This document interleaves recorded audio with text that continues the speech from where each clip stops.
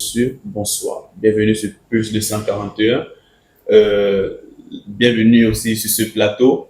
Nous allons débattre sur un thème qui fait parler beaucoup des gens dans ce monde actuellement. Aujourd'hui, nous allons débattre sur un sujet qui touche directement les relations humaines, c'est-à-dire la tromperie. Certains pensent qu'il s'agit d'une simple erreur passagère, d'autres qu'elle est avant tout un choix conscient. La question est donc, tromper, est-ce une faute involontaire ou une décision assumée? Nous avons M. Wenda Libama, à ma gauche, Mademoiselle Costa Daniela. À ma droite, nous avons Mademoiselle Masuko Theodora et Mogiama Ebokolo qui vont débattre sur ce thème aujourd'hui. Mesdames et messieurs, bonsoir. Bonsoir. Bonsoir. Mesdames et messieurs, nous allons commencer par une première question. Selon vous, la tromperie est-elle une erreur passagère ou un choix délibéré? Mademoiselle Costa, nous vous écoutons. Bonsoir à tous. Bonsoir. Alors, pour répondre à votre question, je pense que la tromperie est un choix que l'on fait de manière délibérée. Pourquoi? Justifiez-vous. Si on part du principe que tu es en relation avec quelqu'un, tu dois à cette personne fidélité, respect, amour et tout ce qui s'ensuit. Je ne vois pas pourquoi tu vas tromper cette personne. C'est un choix que tu fais. Les actions qu'on pose, ce sont des choix. Et dans la vie, on a toujours le choix. Tu fais le choix de tromper ton ou ta partenaire. C'est un choix de manière délibérée, même s'il n'est pas forcément réfléchi. Mais c'est un choix. Tu as choisi. Monsieur Libama, qu'est-ce que vous avez à dire cette réponse?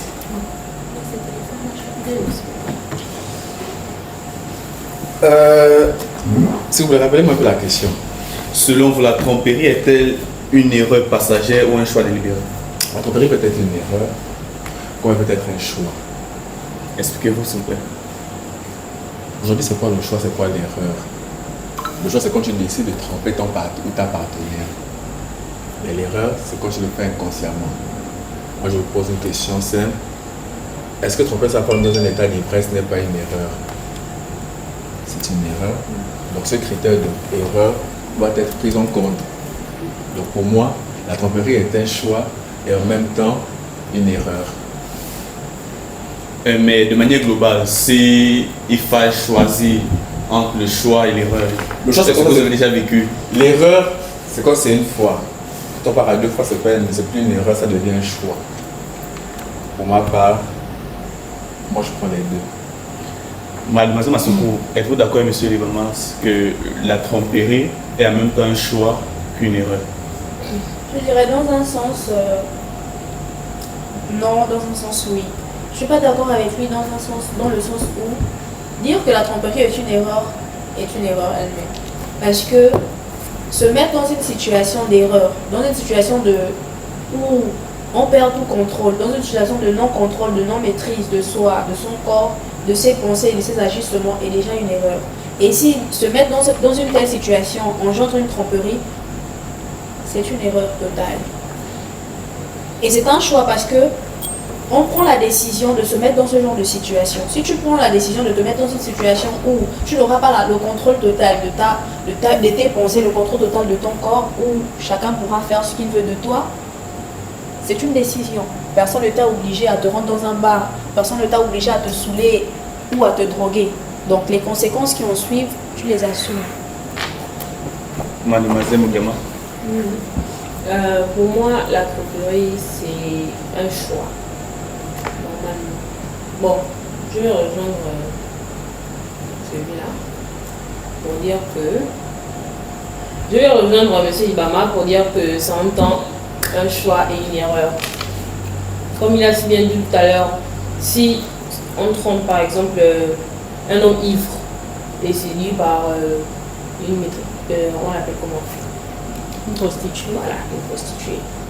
Il n'a pas conscience de ses actes et tout, c'est une erreur, c'est involontaire. Donc, mais est-ce que sa conjointe va chercher à savoir si c'est un choix ou une erreur? Parce que vous dites, Mademoiselle Mogiama, que si il est dans un état d'ivresse et qu'il trompe sa conjointe avec une prostituée, c'est une erreur. Mais sa conjointe elle va dire que c'est un choix, en fait. Que lui, dans sa tête, il sait qu'il en couple, mais il allait sortir avec une prostituée. Expliquez-vous, essayez un peu d'augmenter. Non, il n'est pas allé sortir avec la prostituée, il est par exemple allé boire un coup avec ses amis. Après, il s'est retrouvé bourré et ses amis l'ont abandonné.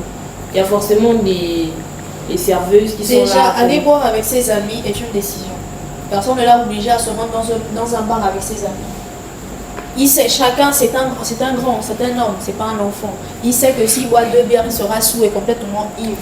Il connaît sa limite d'alcool. S'il dépasse cette limite-là, c'est qu'il sait qu'en dépassant cette limite-là, il y aura des choses qu'il ne pourra pas contrôler. Et s'il y a des choses qu'il ne peut pas contrôler, s'il y a des actions qu'il ne peut pas contrôler, qui se posent, il assume parfaitement ces actions-là, les conséquences de ces actions-là. Et si la tromperie est l'une des conséquences du fait de ne pas maîtriser son corps, sous l'effet de l'alcool, c'est une décision. Parce qu'il a pris la décision de boire, il a pris la décision de se saouler. Donc s'il trompe sa femme en étant sous, il assume parfaitement cette décision-là. Et pour moi, c'est un choix délibéré. Là, vous partez sur le vous allez sur le concept de aller prendre un verre avec les amis, qui est une décision, n'est-ce pas? Ok. Restons sur le concept de prendre un verre avec les amis. Et c'est dans ce concept-là, j'ai un ami qui me drogue. C'est un choix ou une décision? Dans ce concept-là, je dirais que c'est un choix. C'est un choix. Oui. Donc en fait, j'ai fait le choix que l'homme me drogue. Non, vous avez fait le choix de vous rendre dans cet endroit avec cet ami. J'ai fait le choix d'aller. Et vous n'avez pas usé de vigilance, c'est-à-dire quoi? Vous n'avez pas veillé sur votre verre, vous n'avez pas veillé sur vos fréquentations. Parce qu'en tant qu'homme, je me dis qu'on est assez grand pour savoir avec qui on doit marcher. Donc si je comprends votre argument que vous énoncez, c'est que tout ce qui meurt dans la vie par empoisonnement, c'est une décision. Non. Mademoiselle Massouko, moi je vais aller simplement avec vous. Vous savez pourquoi je pense sur le concept du choix? L'erreur chez une personne se fait une fois ou 2 fois. Une seule fois. D'accord. À quel moment vous considérez la tromperie comme étant une décision? Je considère la tromperie comme étant une décision, dans le sens où peu importe ce qui a engendré la tromperie, du moment où l'initiateur, c'est lui, la personne elle-même, elle prend la décision. Par exemple, sous, tromper avec une prostituée, ou que la personne soit sourde et que quelqu'un autour profite de son état d'ivresse, c'est une décision parce que la personne a pris la décision de se saouler. Jusqu'à présent, je ne crois pas qu'on s'est fait comprendre. Excusez-moi, monsieur l'orateur. Moi, je vais vous amener sur une perspective selon laquelle, aujourd'hui, moi, je ne peux pas, ça peut être un choix. Vous savez quoi la question? La tromperie est-elle, selon vous, la tromperie est-elle une erreur? Voilà, moi je parle selon l'erreur. Restons sur l'erreur. Même Dieu, même Jésus sur terre, quand il est venu, il a dit que celui qui n'a jamais péché lance la première pierre. Je suis d'accord. Ok, donc vous êtes d'accord vraiment que tout le monde peut commettre des erreurs. Je suis d'accord. Pourquoi vous estimez qu'à ce niveau, quand on parle de tromperie, ça ne peut pas être une erreur, mais forcément un choix? Je dis que ça peut être une erreur dans le sens que non, ce qui c'est a pas ce que engendré- vous avez dit. Je Vous avez dis dit que que c'est lorsque un choix. quelqu'un quitte son Monsieur, lieu vous de me laissez travail répondre. pour Monsieur. aller à un lieu où on vend de la boisson et consomme de l'alcool, il est tout à fait conscient de ce qu'il est en train de faire. Il connaît quelle est sa limite en alcool. Justement. Et s'il trompe sa partenaire, Ok, ça devient une nous décision. allons aller sur un autre point. Je vois que vous allez vous lancer. Avant d'aller sur ce point, je donne à souligner un élément, pardon. Il faut savoir que si on reste dans le contexte, il est bourré ou pas, l'alcool n'enlève pas le cœur. Pour ma part, j'ai déjà été saoul et l'alcool n'enlève fraîchement pas le cœur. Je suis désolée. Tu peux être sous l'effet des stupéfiants, être sous l'effet de l'alcool et être conscient de ce que tu fais. Si on rebondit sur ce que vous venez de dire, le choix peut être une erreur. Dans le sens où tu prends la décision d'aller en boîte avec tes amis et consorts et faire tout ce qui s'ensuit. Dès le moment où tu décides de consommer l'alcool, tu sais pertinemment que tu as une faible résistance à l'alcool. Tu dois t'arrêter à un niveau. Étant donné que tu sais qu'à ce niveau-là, tu deviens réceptif, exemple, à la drague. Arrête-toi à un niveau. Personne Pourquoi n'est tu veux réceptif à la dépasser? drague, mademoiselle. Tout le monde est réceptif à la drague dès le moment où je m'approche de toi, je te fais des avances, tu ne bouges pas, tu continues prétexte que tu es sourd. à Mademoiselle attendre. Costa. Ce que j'ai à dire, c'est que tu es réceptif à mes avances. Quels sont les effets de l'alcool? L'effet de l'alcool ne t'enlève pas. L'homme, quand il trompe, c'est parce qu'il veut se faire plaisir, il veut goûter de nouvelles saveurs. C'est comme dans une maison. Manger tous les jours le poulet, après tu finis par te lasser, te fatiguer. Il faut changer de saveur. Donc aujourd'hui tu peux goûter une nouvelle saveur. Mais quand tu pars, tu goûtes juste et tu reviens. La fois quand tu décides de tromper l'homme, elle a longuement réfléchi sur le sujet. Elle s'est assise, elle a réfléchi. Si elle décide de tromper son homme, elle ne trompe pas parce qu'elle le veut. Elle veut bien parce qu'elle le désire. C'est parce qu'en fait là-bas, elle a trouvé ce qu'elle n'a pas trouvé chez celui avec qui elle était. Donc, pour moi, un homme peut tromper sa femme sans rien gagner en retour, sans rien vouloir. Juste, bon, je pars, je trompe le discret, excusez-moi le terme, je me reste un peu, je rentre. C'est une femme, pas jusqu'à avoir des rapports avec un homme. C'est parce qu'elle a réfléchi, l'homme et elle a voulu.